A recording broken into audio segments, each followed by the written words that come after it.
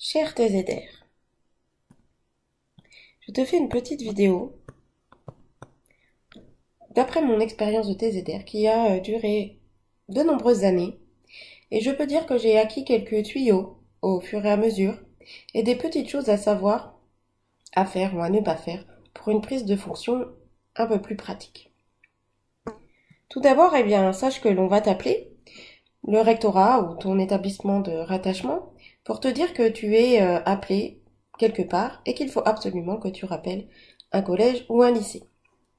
Alors, conseil numéro un, pour ma part, au bout de quelques temps, j'apprenais à attendre, donc à ne pas forcément répondre d'ailleurs tout de suite au téléphone. Il ne s'agit pas d'éviter nullement la prise de fonction. Tu n'as pas le choix, bien sûr, tu es ravi d'y aller.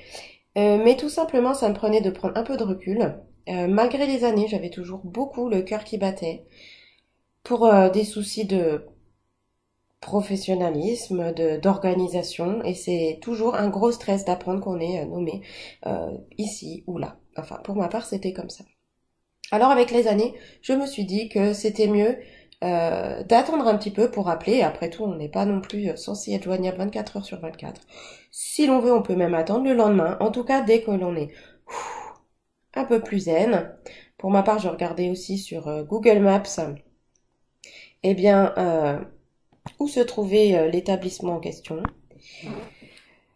de quoi avait l'air le site internet, etc., etc. Ça permet une première petite approche qui permet peut-être d'appeler de manière plus sereine.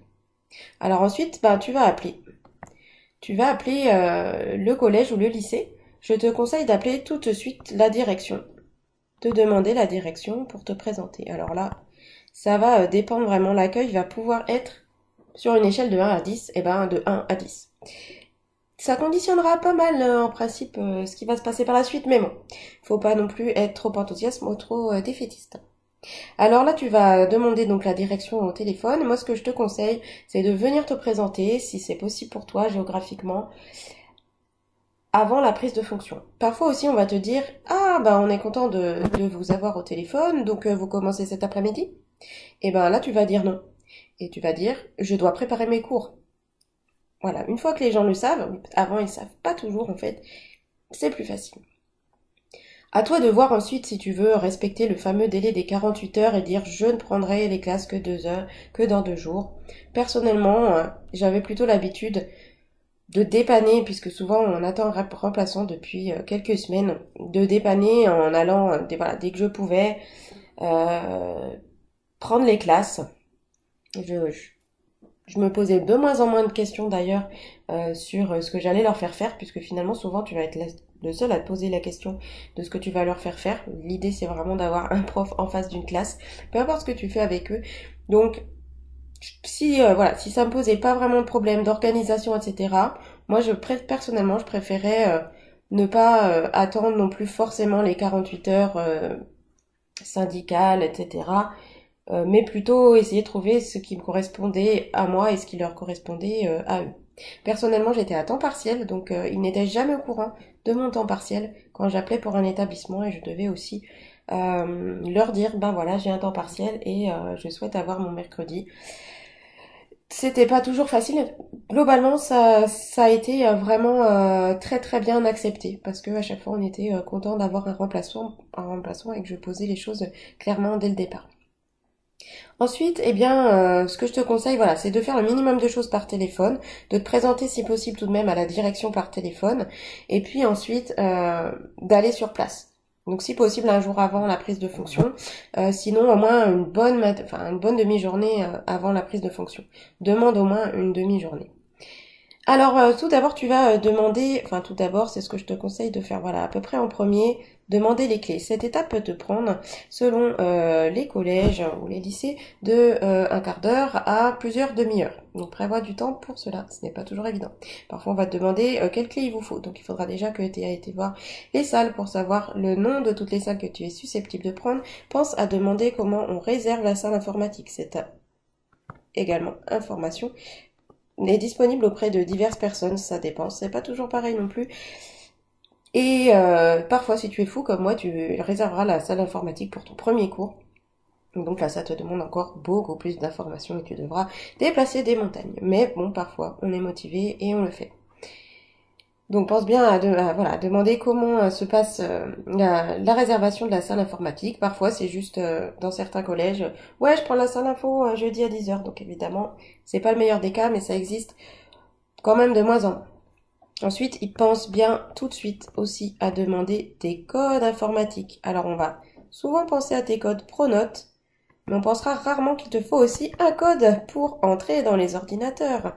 Donc petit conseil de plus en plus, enfin je crois que c'est même le cas pour tous les établissements, du moins dans l'Académie de Besançon, c'est ton prénom, point ton nom, avec ta date de naissance. À 8 chiffres. Bon. Alors évidemment, il faut mieux changer ça tout de suite, mais voilà. À partir du moment où tu es affecté, tu peux avoir ce code qui sera institué. Cela dit, parfois il faut un temps de latence et du coup, essaye de demander un code invité. Personne ne pensera au fait que tu as besoin d'un ordi pour préparer tes cours et aussi pour projeter par exemple ton cours. Mais si tu dis que tu en as besoin pour faire l'appel, là ce sera bon. On te donnera un code. On va beaucoup te demander des nouvelles du prof remplacé. C'est très fatigant. Tu ne le connais probablement pas. Tu t'en fiches un petit peu parce que tu le connais pas justement. Moi je te conseille de répondre, bah écoute, je ne sais pas, ça ne me regarde pas, je ne le connais pas. Mais on va te le demander, très souvent. Ensuite, par rapport à la personne que tu vas remplacer, au début, moi, je me disais, il faut que je sache où il en est, je vais le contacter, etc.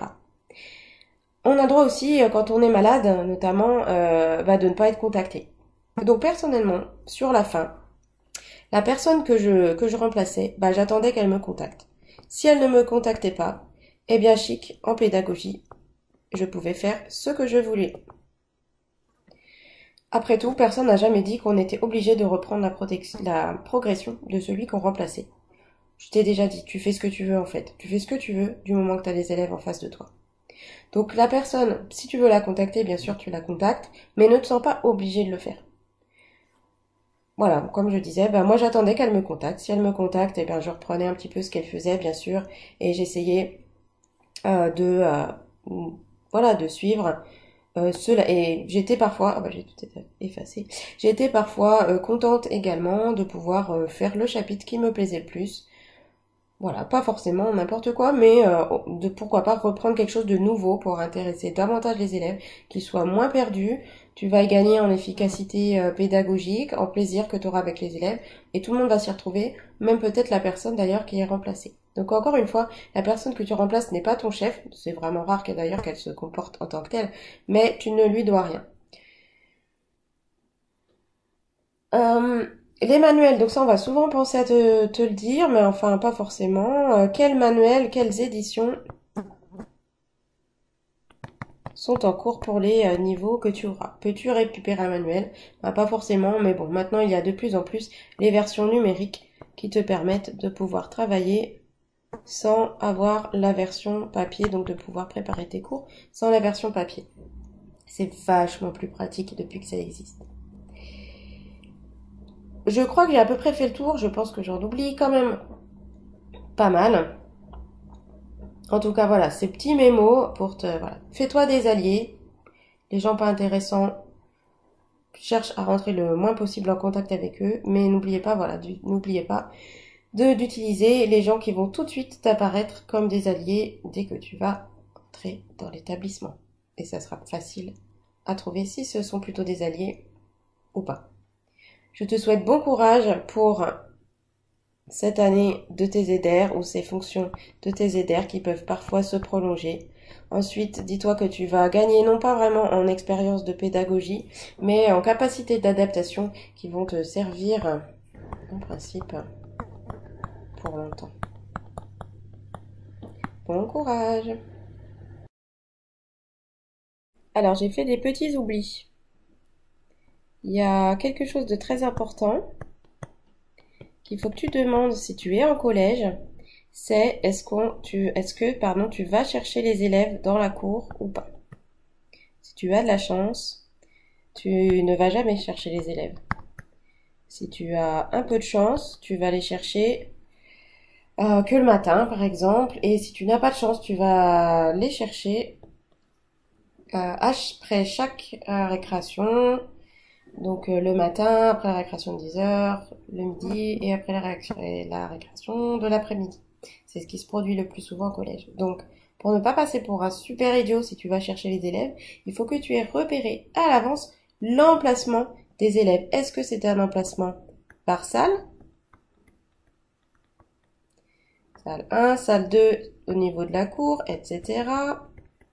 Ou est-ce que c'est un emplacement par classe? Sixième 1, sixième 2, etc. Et ben ça non plus, c'est pas partout pareil.